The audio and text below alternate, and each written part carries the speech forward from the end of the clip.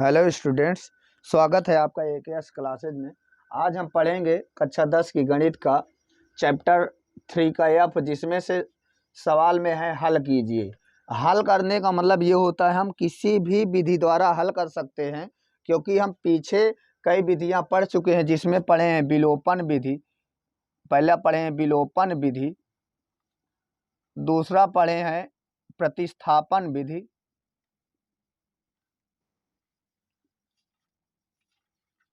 तीसरा पढ़े हैं ब्रज विधि, ब्रज गुणनखंड विधि, और चौथा पढ़े हैं रैखिक समीकरण। रैखिक समीकरण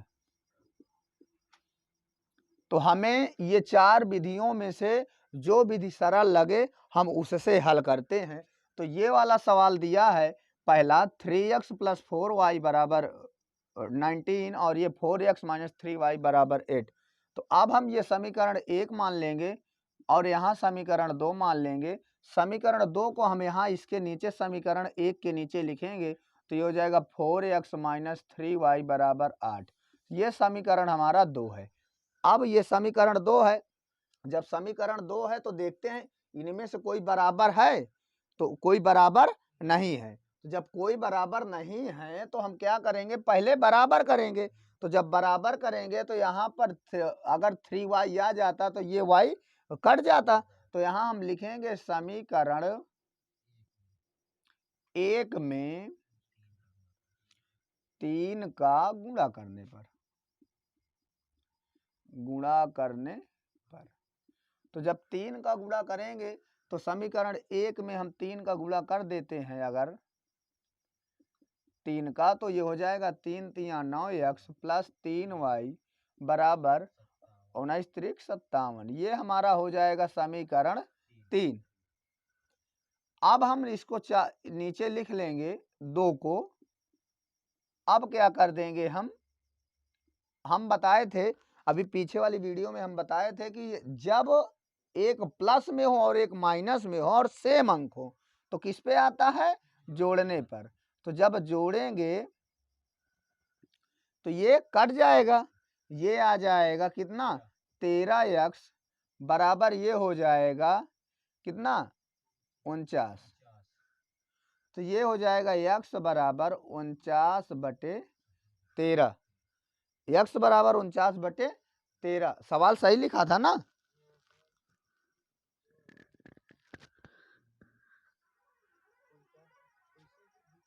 अच्छा जोड़ेंगे, सॉरी जोड़ेंगे इसको। जब जोड़ेंगे इसको तो ये हो जाएगा 8 7, हाँ 65 आ जाएगा। तो ये हो जाएगा 65/13। अब ये इससे कट जाएगा तो x बराबर आ जाएगा 5। अब जब x बराबर 5 आ गया तो यहाँ लिखेंगे x का मान समीकरण 1 में रखने पर। तो समीकरण 1 हमारा है 3x + y बराबर 19। अब ये हो जाएगा 3 × 5 + y बराबर 19। तो ये हो जाएगा 5 × 3 = 15 + y बराबर 19। तो y बराबर हो जाएगा 19 - 15, क्योंकि 15 उधर पक्षांतर होगा। अब ये हो जाएगा y बराबर 4, अर्थात x का मान आ जाएगा 5 और y का मान आ जाएगा 4। अगला सवाल हम देखेंगे। अब देखिए इस तरह का सवाल है, थोड़ा हमें लग रहा है डिफिकल्ट, तो हम इसको रैखिक समीकरण से हल करेंगे। जब रैखिक समीकरण से हल करेंगे तो ये जो x y है इसको सबसे पहले इधर क्या कर देंगे, पक्षांतर।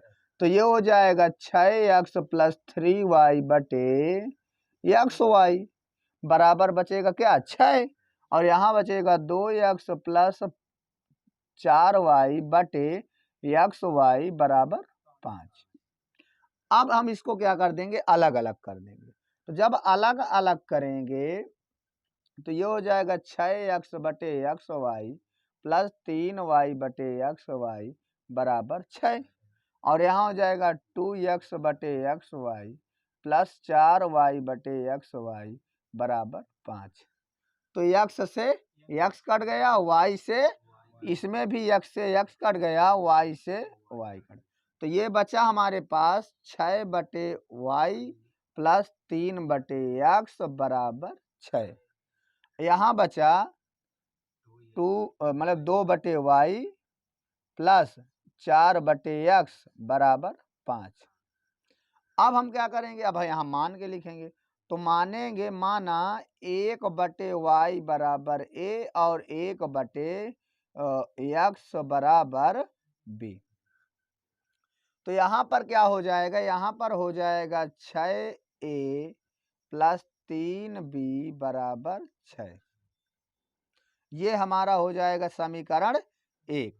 या तो ऐसा हम करते हैं, अभी इसको लिखा रहने देते हैं, ये हो जाएगा 2a प्लस 4b बराबर 5।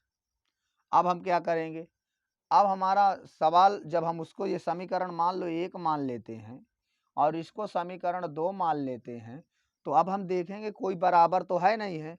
तो ऐसा करें, अगर हम यहाँ से 3 कॉमन ले लें, जब यहाँ से हम 3 कॉमन ले लेंगे तो यहाँ बचेगा 2a प्लस b बराबर 6। तो ये उधर चला जाएगा तो आ जाएगा 2a प्लस b बराबर 6/3। तो ये हो जाएगा 2a प्लस b बराबर 2। ये हमारा समीकरण बन गया। अब आगे देखेंगे, यहाँ पर हो जाएगा, यहाँ भी 2 कॉमन कर लेंगे तो यहाँ हो जाएगा a प्लस 2b बराबर 5। अब यहाँ क्या करते हैं, यहाँ पर हम ना ही कुछ कॉमन करते हैं, ये यही लिखा रहने देते हैं। तो हमारा ये समीकरण यहाँ बनेगा क्योंकि हम यहाँ से कॉमन किए हैं।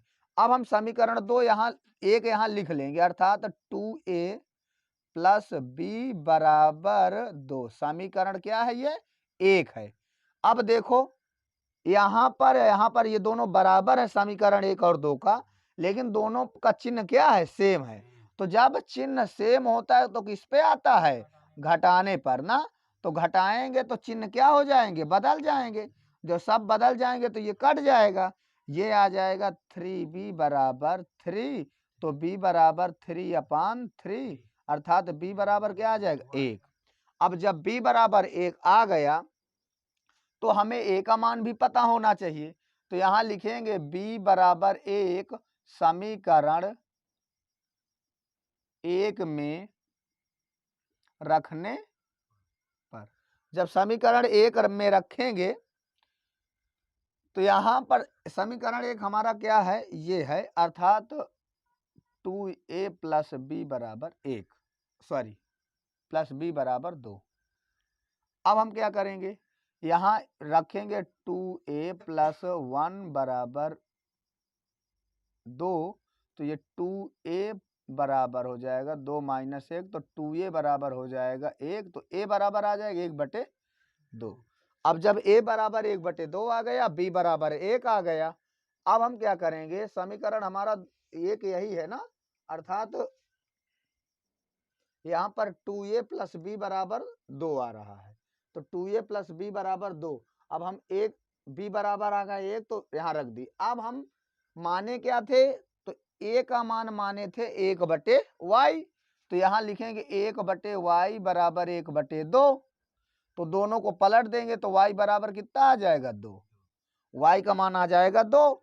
और अब b बराबर 1 निकाले हैं, तो जब b बराबर 1 निकाले हैं, स्टूडेंट्स अगला सवाल हम देखेंगे, तीसरा सवाल हमारा समीकरण 1 इस तरह लिखा और समीकरण 2 इस तरह लिखा, अर्थात a plus b x plus b a minus b y बराबर 2ab, और यहाँ दिया है a plus b x minus a minus b y बराबर ab।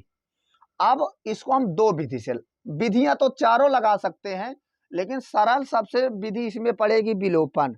अगर हम रैखिक से भी लगाएंगे तो रैखिक से आ जाएगा, अर्थात a प्लस b बराबर हम मान लेंगे x और बड़ा वाला a, और a माइनस b बराबर मान लेंगे b, कैपिटल B, और हम हल कर लेंगे, आंसर आ जाएगा।